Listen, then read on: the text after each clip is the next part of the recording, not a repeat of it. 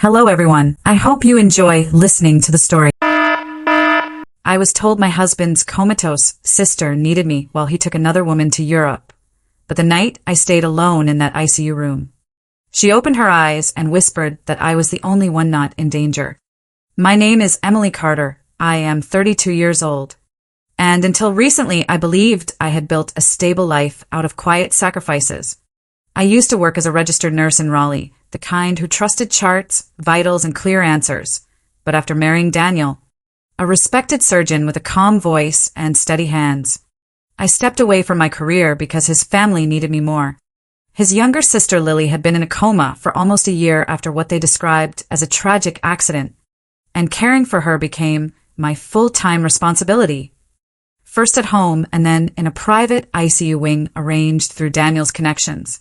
At the beginning, I told myself this was temporary, that love sometimes asked for inconvenient things, but the longer I stayed inside that quiet, sterile room, the more I felt like my life had been placed on hold without my consent. Daniel stopped asking how I felt. His mother stopped pretending to appreciate me, and every decision about Lily's care was made above my head, delivered to me like instructions instead of conversations. When Daniel casually mentioned that he and his mother would be flying to Europe for a medical conference, I waited for him to say my name, to include me in the plan. But he only adjusted his watch and told me I would need to stay behind and monitor Lily closely, as if I were simply part of the equipment keeping her alive. I nodded because I had grown used to swallowing my questions. Yet something about the way he avoided my eyes left a cold weight in my chest that refused to settle. The ICU felt different after they left, quieter but not peaceful, as if the silence itself were hiding something. And I began noticing details that did not match the story I had been given. The overnight cameras flickered off at exactly the same time each night. Certain files in Lily's digital chart were locked behind permissions I did not have, and the nurses assigned to her case rotated too frequently for a long-term patient. I told myself I was overthinking, that exhaustion could make patterns out of nothing.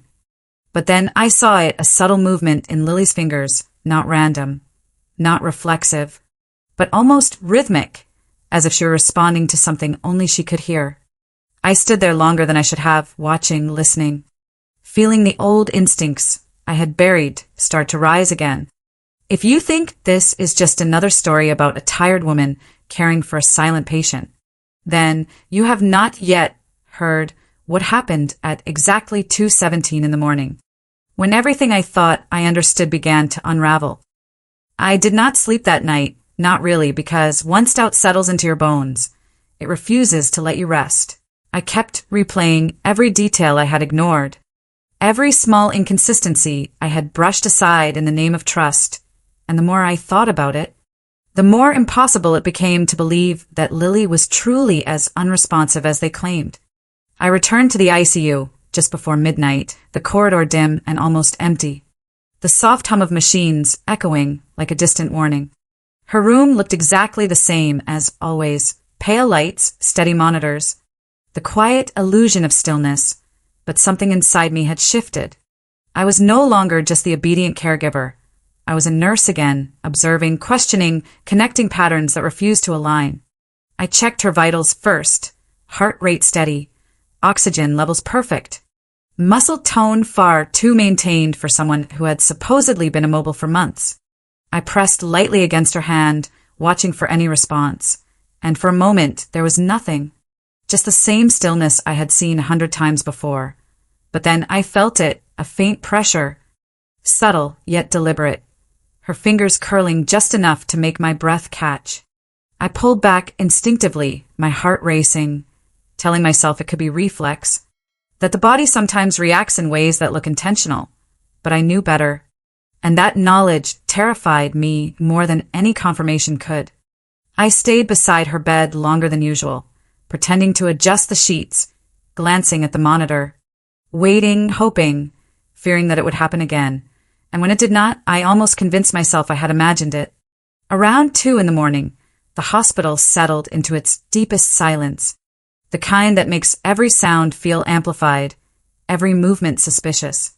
I was updating her chart when I noticed the camera light flicker and then go dark, just like it had the nights before, precise, controlled, as if someone had scheduled the blindness. My pulse quickened, and without fully understanding why, I stood up and moved closer to the bed. That was when it happened. Her hand shot out and wrapped around my wrist with a strength that no unconscious patient should possess. I gasped, nearly dropping the tablet, my body freezing as every instinct screamed at me to pull away, to call for help, to do something. But before I could react, her eyes opened. They were clear, focused, fully aware, and locked onto mine with an intensity that stole the air from my lungs. "Do not react," she whispered, her voice hoarse but unmistakably controlled. "Cameras are recording." I felt the world tilt, my thoughts scattering. Yet somehow I forced myself to remain still, to keep my expression neutral, because something in her gaze told me that whatever was happening was far bigger than shock. She slowly released my wrist and shifted slightly, just enough to prove that what I was seeing was real, that the past year had been built on a lie. I wanted to speak, to demand an explanation, but she shook her head almost imperceptibly, then spoke again, softer this time, measured, careful. "You are the only one not in danger," she said, and those words landed heavier than anything else. Not in danger meant there was danger, real and immediate, and suddenly every strange detail, every controlled interaction, every moment of silence from Daniel and his mother began to form a pattern that made my stomach turn. I swallowed hard, forcing my voice to stay steady as I leaned closer, pretending to check her breathing. "What is going on?" I murmured, barely moving my lips. "Everything you have been told is false," she replied, her eyes never leaving mine. "I am not in a coma, and I never was." The room seemed to shrink around me, the machines louder now, the air heavier, and I struggled to process the magnitude of what she was saying. "Why would they lie about something like this?" I asked, though a part of me already feared the answer. "Money," she said, simply insurance, millions of dollars, and control. "Your husband knows, your mother-in-law leads it, and you were brought in to make it legal." The words hit me like a physical blow, and for a moment I could not breathe. "Legal caregiver," I whispered, understanding dawning with a sickening clarity. "If anything happens to me," she continued, "if the story changes, you take the blame, negligence, malpractice, whatever they need, and they walk away clean." My hands trembled, but I forced them to stay steady, to keep playing the role I had been given, even as everything inside me fractured. Daniel had not just excluded me, he had positioned me, placed me exactly where I would absorb the consequences of a crime I did not even know existed. I closed my eyes briefly, steadying myself, then opened them again, meeting Lily's gaze with something new, something sharper. "How long?" I asked. "Long enough to understand that pretending to be weak is sometimes the only way to survive," she answered, and there was no fear in her voice, only calculation. "I have been collecting proof, waiting for the right moment, and now that they are gone, we finally have space to act." The shift inside me was immediate and undeniable. The confusion, the hurt, the quiet acceptance I had carried for months began to burn away, replaced by something colder, clearer. "What do you need me to do?" I asked, my voice steadier than I felt. Lily's lips curved into the faintest hint of a smile, not warm, not comforting, but resolute. "Tomorrow they come back," she said, "and that is when we stop surviving and start ending this." The morning they returned, the hospital felt staged, as if every polished surface and carefully arranged detail existed to support a lie that had been rehearsed too many times to fail. I stood beside Lily's bed in my usual place, dressed in the same neutral scrubs, my posture calm, my face composed, while inside me every nerve was alert, every thought sharpened into purpose. Lily lay exactly as she always had when others were present, eyes closed, body still, breathing steady enough to pass any casual inspection. Yet I now understood that every second of that stillness was a decision, a performance designed to survive people who had never seen her as anything more than a tool. Daniel walked in first, his presence filling the room with the same quiet authority that had once reassured me, but now only made my stomach tighten. His gaze flicked over me briefly before settling on his sister, and for a moment I watched him the way I used to watch patients, detached, analytical, searching for truth beneath the surface. He showed no concern, no genuine emotion. Only the practiced expression of a man who knew exactly what story he was supposed to tell. His mother followed close behind, her heels clicking softly against the floor, her eyes scanning everything with that familiar, controlled intensity, as if she were checking for flaws in a system she believed she owned. The hospital had organized a small fundraising event that afternoon in the adjacent conference hall. Something about raising awareness for long-term care patients, and Daniel had been invited to speak.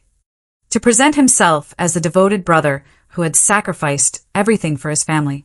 The irony sat heavy in my chest, but I kept my silence because Lily had been clear. Timing mattered more than emotion. Throughout the morning, I played my role perfectly, adjusting monitors, documenting vitals, responding politely when spoken to. All while quietly ensuring that every piece of evidence Lily had gathered was ready. She had hidden recordings, financial documents, and access logs in places no one would think to check. And together we had compiled everything into a single sequence that would be impossible to dismiss.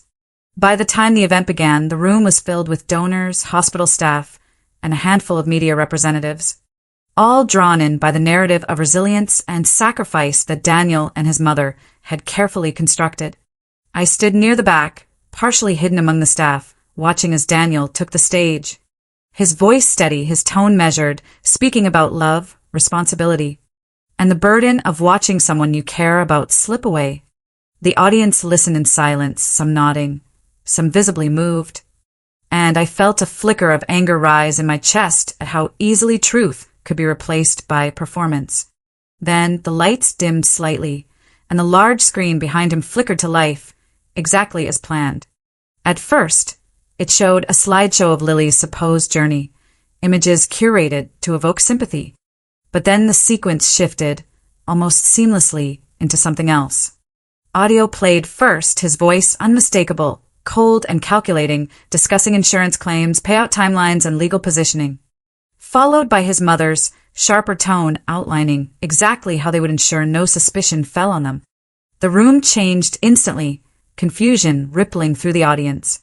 Murmurs spreading as the visuals transitioned to documents, account transfers, manipulated medical records, each piece connecting to the next with undeniable clarity. Daniel froze mid-sentence, his expression cracking for the first time, and his mother's composure shattered as she stepped forward, demanding the system be shut down, her voice no longer controlled but desperate. That was the moment Lily chose. The doors at the side of the hall opened quietly, and she walked in.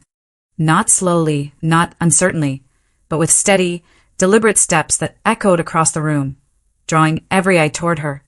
Conversations died instantly, replaced by a silence, so complete it felt almost physical. Daniel turned, his face draining of color, his mouth opening without sound, while his mother staggered back as if she had seen something impossible. Lily stopped a few feet from the stage, her gaze sweeping the room before settling on them. And when she spoke, her voice carried clearly, stronger than anyone expected. "You told the world I could not speak," she said, "and yet here I am. You told them I was helpless, and yet I walked in on my own. Every word you said was a lie, and now everyone can see it." The impact was immediate. The narrative collapsing in real time as reality forced its way into the open. Security moved first, unsure whether to intervene, followed quickly by hospital administration, and then the unmistakable presence of law enforcement officers who had been alerted the moment the evidence began to play. Daniel tried to recover, stepping forward, reaching for some explanation, but his voice faltered, his confidence gone, replaced by panic that he could not conceal. His mother attempted to redirect, to claim misunderstanding, but the recordings continued, each one reinforcing the truth they could no longer deny. I stepped forward then, no longer hiding, no longer silent, and met his eyes as recognition settled in. "You said I was nothing," I told him, my voice steady, carrying farther than I expected. "But it turns out I was the only one who did not know your plan. That was your mistake." Officers moved in, their actions calm but decisive, placing restraints on his wrists as he protested, his words tumbling over each other, shifting from denial to anger to something that almost sounded like pleading. His mother followed soon after, her resistance weaker, her composure completely gone, replaced by a hollow expression that mirrored the collapse of everything she had controlled.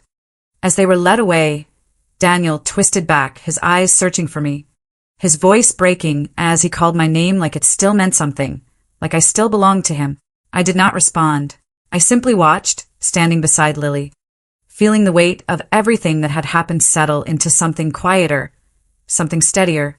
For the first time in a long time, I was not reacting, not enduring, but choosing. And as the room slowly filled with noise again, questions, whispers, disbelief, I realized that the story they had built was gone, and in its place stood the truth, undeniable and finally free.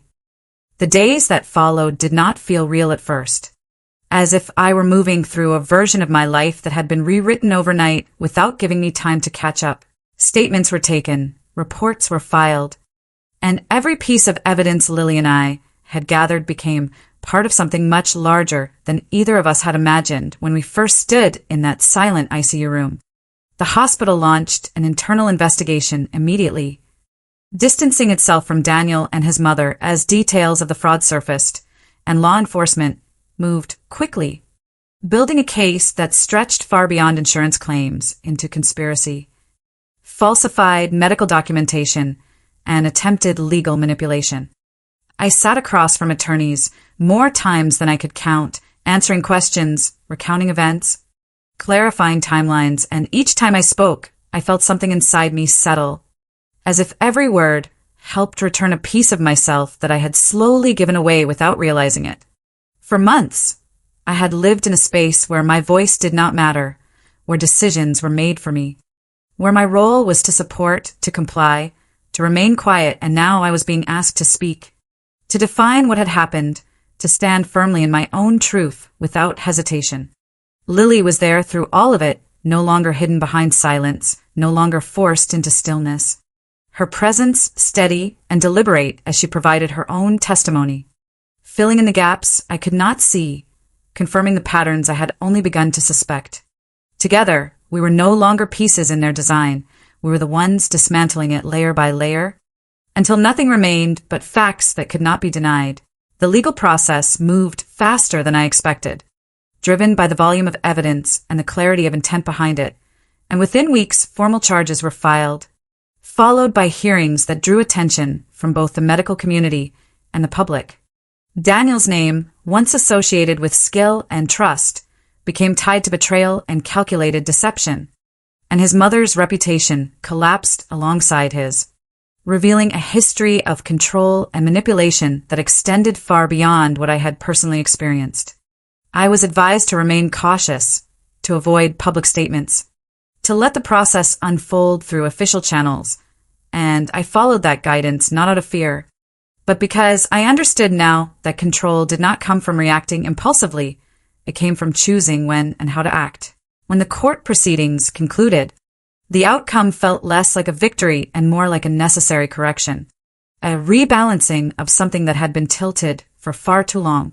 Daniel faced multiple charges and the certainty of prison time, his attempts to negotiate or deflect responsibility failing under the weight of documented proof, while his mother, once so composed and commanding, stood quietly as her own role was outlined in detail, her influence no longer something she could hide behind. As for me, the court recognized my position for what it was, not a participant but a target, someone placed deliberately in harm's way to protect others. And with that recognition came both legal protection and financial compensation that I had never asked for, but accepted as part of closing a chapter one had not chosen to enter. When the final transfer appeared in my account, I did not feel triumph, I felt clarity. A quiet understanding that what mattered was not the number attached to it, but what it represented, acknowledgement, independence, and the end of a system that had reduced me to a role I never agreed to play. I left the hospital shortly after, not because I could not continue there, but because I wanted to return on my own terms, not as someone tied to a past that had nearly defined me. I took time to breathe, to reconnect with the parts of myself I had set aside, and eventually I stepped back into nursing. This time choosing my position carefully, working with a team that valued transparency, respect, and the kind of integrity I had once assumed was universal. Lily moved forward as well, her life expanding in ways that had been denied to her for years, pursuing opportunities she had only been able to imagine while confined to a role she never truly inhabited. We stayed connected, not out of obligation, but because what we had been through created something stronger than circumstance, a shared understanding that did not require constant explanation. Months passed, and the intensity of everything we had experienced began to soften, replaced by routines that felt grounded and real, until one afternoon, as the light shifted across my living room floor, there was a knock at my door that brought the past back into focus. I opened it to find Daniel standing there, thinner than I remembered, his posture no longer confident, his eyes carrying a weight that had not been there before. For a moment, neither of us spoke, the silence stretching between what we had been and what we had become. And then he exhaled slowly, his voice quieter than I had ever heard it. "I know I have no right to be here," he said, "but I needed to see you. To say that I understand now what I did, what I let happen, and I am not asking for forgiveness, just a chance to make something right." I listened without interrupting, not because his words held power over me, but because I wanted to hear them without the distortion of old emotions. When he finished, I took a breath, steady and certain, and met his gaze with a calm that felt unfamiliar but right. "There is nothing for you to fix here," I said, not unkindly but without hesitation. "What you broke is not something you get to repair now, not for me." He nodded slowly, as if he had expected that answer but needed to hear it spoken aloud, and for the first time, I saw him not as the man I had married, but as someone separate from my life, someone whose choices no longer defined my direction. I closed the door gently after he left, not out of anger, but out of clarity. And as I turned back into my home, the quiet felt different, not empty, not uncertain, but complete. I had once believed that strength meant holding on, enduring, proving that I could survive whatever was placed in front of me. But I understood now that real strength was knowing when to step away, when to refuse the roles others tried to assign, when to choose myself without apology. What began in a silent ICU room had ended in something far greater than exposure or justice.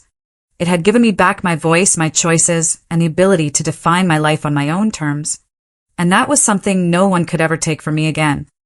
3 months later, my life no longer resembled the one I had been forced to live in silence. And for the first time in years, every decision I made felt entirely my own. The apartment I moved into overlooked a quiet stretch of the city, where the mornings came in soft waves of light instead of the harsh glow of hospital monitors, and the nights carried a stillness that no longer felt like something hiding secrets. I returned to nursing, but not in the way I had before. I chose a smaller clinic, one that valued transparency and patient dignity, a place where I could trust not only the system, but also myself again. Each day I worked, I felt the distance between who I had been and who I was becoming grow clearer, not as a rejection of my past, but as proof that I had survived it without losing everything that mattered. Lily and I stayed close, not bound by obligation, but by something deeper, a shared understanding that did not need constant words. She moved to Asheville and began building a life centered around her own choices, free from the performance she had been forced to maintain for so long. Sometimes we would talk late into the night, reflecting on everything that had happened, not with bitterness, but with a quiet awareness that what we had endured had reshaped us in ways we could not ignore. One afternoon, as I stood on my balcony watering a row of small plants I had carefully chosen, the doorbell rang. And something about the timing made my chest tighten before I even reached the door. When I opened it, I found Daniel standing there, accompanied by his mother, both of them looking diminished in ways that went far beyond appearance.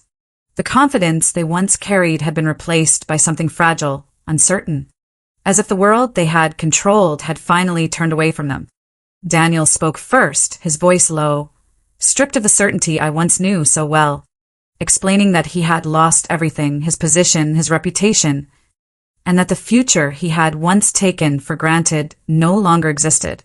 His mother stood beside him in silence, her posture no longer rigid with authority.